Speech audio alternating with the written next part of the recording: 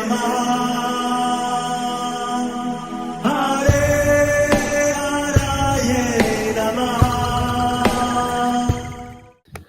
हरे कृष्णा जी, आप सबका बहुत बहुत स्वागत है। मंगलाचरण आरंभ करते हैं।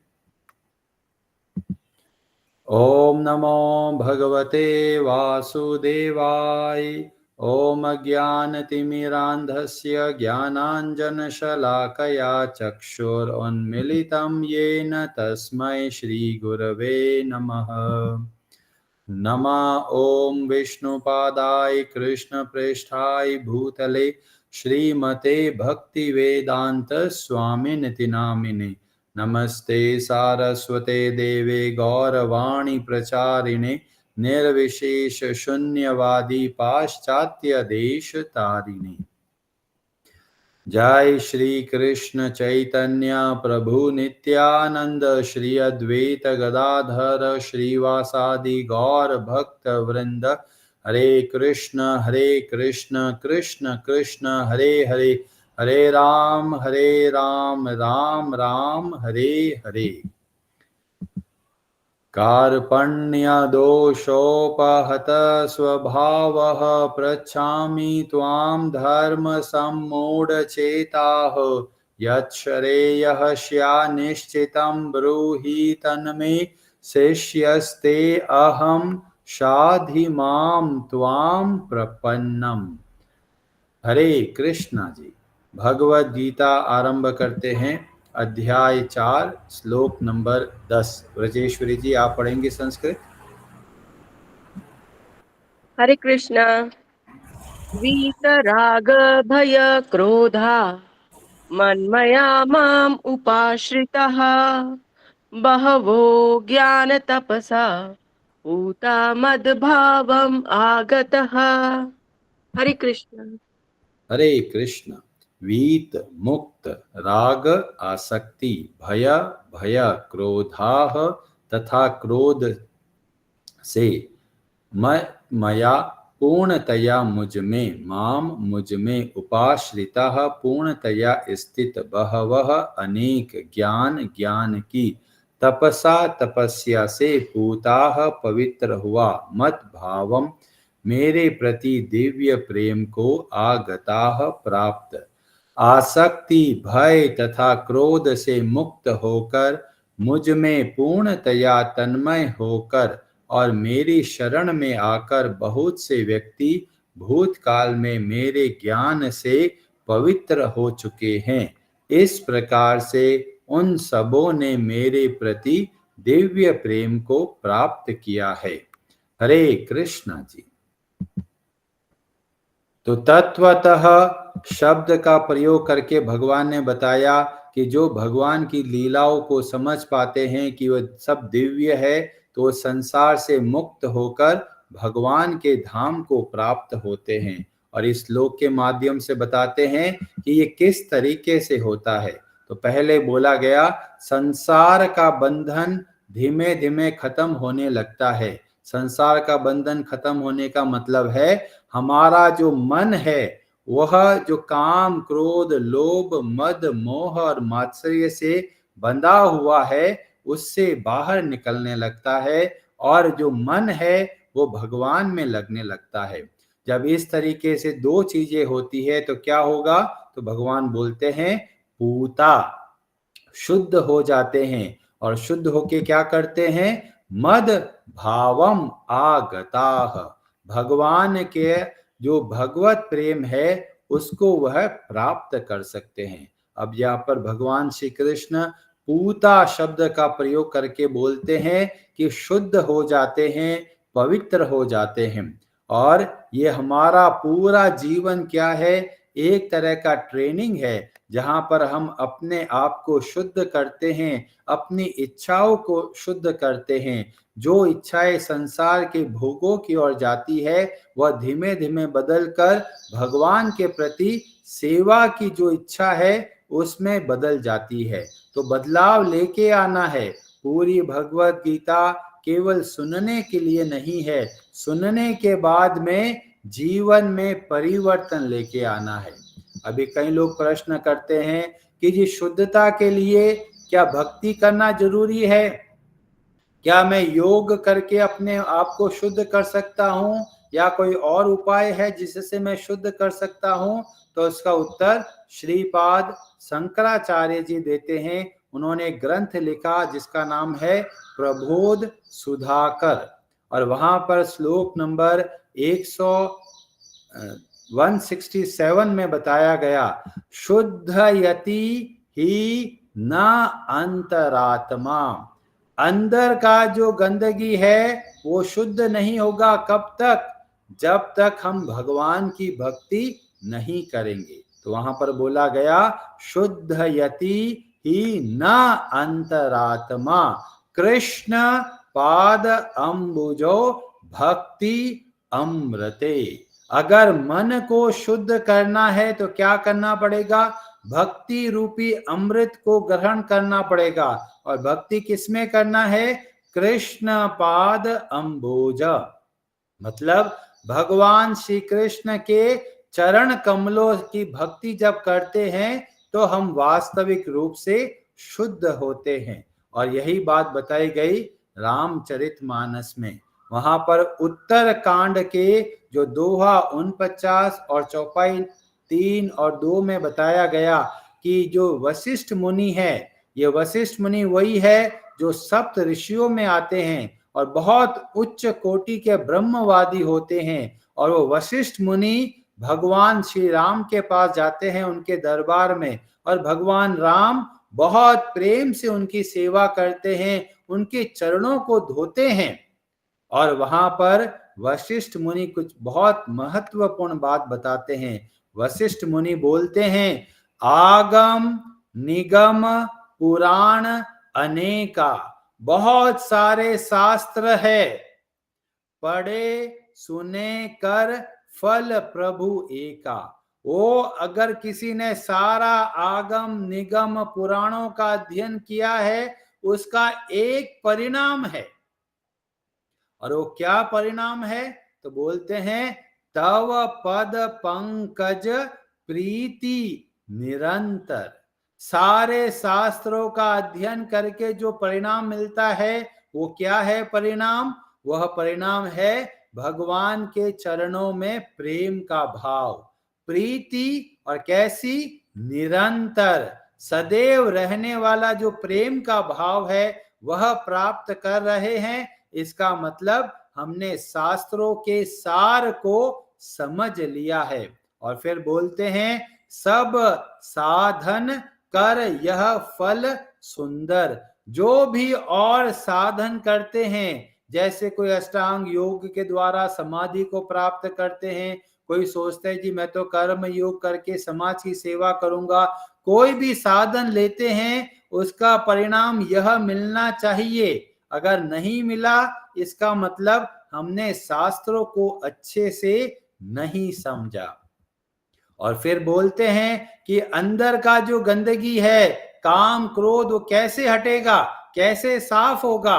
तो बोलते हैं, प्रेम भगति जल बिनु रघुराई। प्रेम की भक्ति का जो जल है उसके बिना क्या होगा? अभी अंतर मल कबहु न जाए। हमारे अंदर की गंदगी साफ नहीं होगी और कोई साधन से। किससे साफ होगी?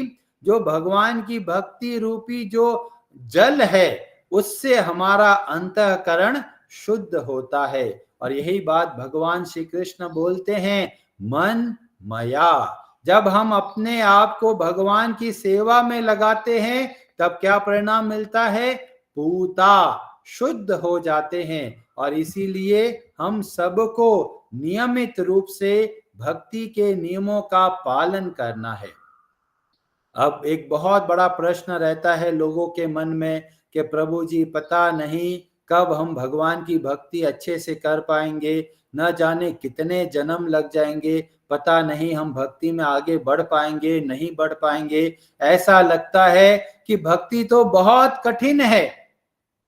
तो भगवान बहुत सुंदर तरीके से हमको प्रोत्साहन देते हैं, उत्साह दिलाते हुए बोलते हैं, बहवो, बहुत सारे लोग पहले भगवान की भक्ति प्राप्त कर चुके हैं और हमको प्रेरणा देते हैं कि अगर इस तरीके से चलेंगे तो हम भी भगवान की भक्ति को प्राप्त कर पाएंगे।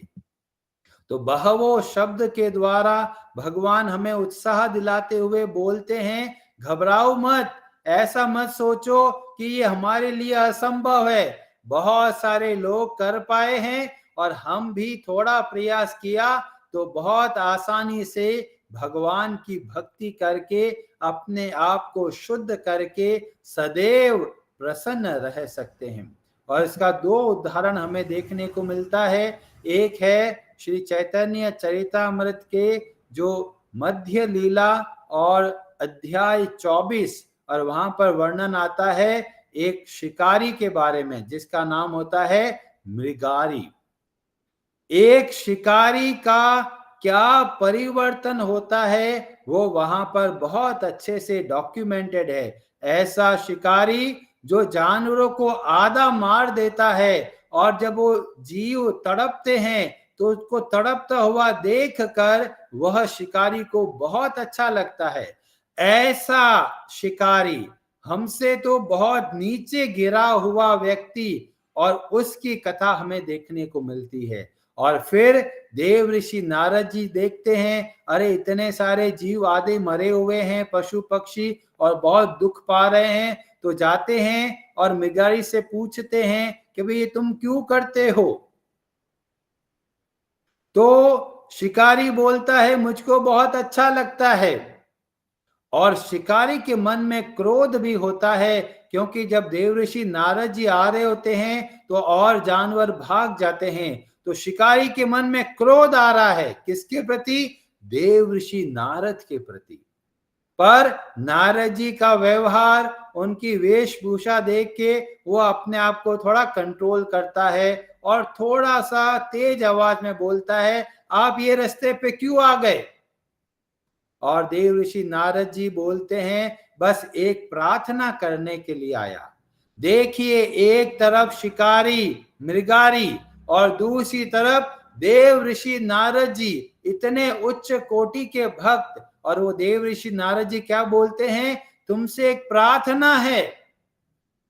तो जब हम प्रचार करते हैं तो ये बहुत जरूरी है कि हम सबको बहुत विनम्र होना है।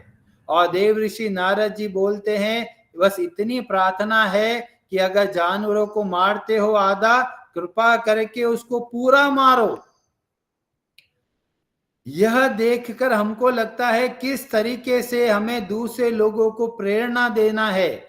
लोग इतने उत्तम कोटि के नहीं होते कि तुरंत शुद्ध भक्ति करने लग जाए, तो उनका जो स्तर है उनको देखकर थोड़ा और बताने का प्रयास करना चाहिए, जैसा कि देवऋषि नारद जी के चरित्र से हमें शिक्षा मिलती है। और बातचीत करते करते ही शिकारी के मन में बदलाव आने लग जाता है। यह है प्रभाव जब हम कोई भक्त से बातचीत करते हैं। एक शिकारी का हृदय भी डावाडोल होने लग गया और फिर बाद में पता चलता, अरे मैंने तो बहुत सारे गलत कार्य कर लिए, अब मैं क्या करूं? तो जैसे ही यह भाव आता है, अब मैं क्या करूं, मुझे मार्ग बताओ, तो यह सही समय है जैसे कि देवऋषि नारद जी तुरंत उनको उपदेश बोलते हैं। उससे पहले टेस्टिंग के लिए देवऋषि नारद जी बोलते हैं कि तुम अपना ये धनुष बाण तोड़ सकते हो। शिकारी सोचता है, अरे इसी से तो मेरा जीवन चलता है, पर फिर भी देव ऋषि नारद जी के कहने पर वो धनुष बाण तोड़ डालता है। तो यहां से पता चलता है जो शिकारी के अंदर जो समर्पण का भाव है, कमिटमेंट का भाव है, तो हमें भी पता चलता है अगर हम अपने जीवन में बदलाव चाहते हैं तो हमको कमिटमेंट रखना है, हमको समर्पण रखना है भक्तों के प्रति। भक्त कुछ जब कुछ बोलते हैं तो हमको चाहिए कि पूरे हृदय से उस जो उपदेश दिया उसका पालन करें। और फिर देव ऋषि नारद जी उपदेश बोलते हैं और बोलते हैं, तुलसी परिक्रमा कर। पहले चीज बोला तुलसी जी की परिक्रमा करो, फिर बोला तुलसी सेवना, तुलसी जी को जल चढ़ाओ, और क्या करो, निरंतर कृष्ण नाम करिह कीर्तन। केवल दो चीज बोली। पहली चीज बोली कि भी आप तुलसी जी की सेवा करो, तुलसी जी की परिक्रमा करो, और दूसरा बोला भगवान का कीर्तन करो। बस इतना कहा और तुरंत शिकारी मान गए, अपना धनुष बाण छोड़ा, एक बाहर कुटिया बनाई और वहां पर यह कार्य करने लग गए। और निरंतर जप करते करते इतना भारी परिवर्तन आ गया। कितना परिवर्तन आया, जब देव ऋषि नारद जी अपने मित्र पर्वत मुनि के साथ में पहुंचते हैं वहां पर, भाई देखो भाई क्या हो गया उस शिष्य का, वो शिकारी का जीवन कैसे चल रहा है, तो यह भाव को रखते हुए देव ऋषि नारद जी अपने मित्र के साथ में पधारते हैं, और दूर से ही वो शिकारी देखता है कि उसके गुरु आए हैं, तो भागता भागता आता है, पर वो सीधा भागता हुआ नहीं आता, कभी इधर कूद रहा है, थोड़ा उधर कूद रहा है, थोड़ा इधर कूदते कूदते आज सामने पहुंचा, और दंडवत प्रणाम सीधा नहीं करता, पहले नीचे झुक के देखता है, अरे चींटियां गिरी हुई है, उन चींटियों को साफ करता है, और फिर दंडवत प्रणाम करता है। तो देव ऋषि नारद जी देखते इतना भारी परिवर्तन, वो शिकारी जो जानवरों को आधा मारता था, आज एक छोटी सी चींटी को भी नहीं मारना चाहता। और जब वो पास में बैठकर बातचीत करते हैं तो शिकारी इतना गदगद हो रहा होता है, भगवान का गुणगान करते हुए, भक्तों का गुणगान करते हुए, उनकी आंखों में आंसू धारा बह रही है, हृदय गदगद हो रहा है। देखते इतना बड़ा परिवर्तन आ गया एक शिकारी के जीवन में। तो हम लोग देखते हैं कैसे घटनाक्रम हुआ। पहले एक भक्त का संग मिला जिसको बोला साधु संग, और साधु संग का मतलब है ध्यान से जो भक्त बोले उसको सुनना है। फिर जो शिष्य शिकारी के जीवन में देखते कमिटमेंट रखा कि जो मेरे गुरु ने बोला है उसको मैं बहुत अच्छे तरीके से करूंगा, जैसा बोला वैसा वैसा करने का प्रयास करूंगा। और जब इस तरीके से हम अपने जीवन को चलाते हैं तो हम देखेंगे कि हमारे जीवन में भी बहुत भारी परिवर्तन हो सकता है। एक शिकारी जो सामान्य से भी नीचे गिरा हुआ व्यक्ति इतना उच्च कोटि का भक्त बन गया। और हमें भी प्रेरणा मिलती है कि अगर हम भक्तों के संग में रहे तो हमारा जीवन में भी परिवर्तन हो सकता है। जो हम लोग अभी काम और क्रोध के लोभ में फंसे हुए हैं या फिर भय में फंसे हुए हैं, हम खुद देखेंगे हमारे जीवन में कितना परिवर्तन आ रहा है। तो इसलिए हम सबको चाहिए हर रोज नियमित रूप से भक्तों से सुनना है, उनके बताए हुए मार्ग के हिसाब से चलना है, जीवन में परिवर्तन लेके आना है। और यह कोई असंभव कार्य नहीं है। और भगवान बताते हैं बहवो शब्द का प्रयोग करके। हरे कृष्णा जी, आप सबका बहुत बहुत धन्यवाद। हरे हरे नमः।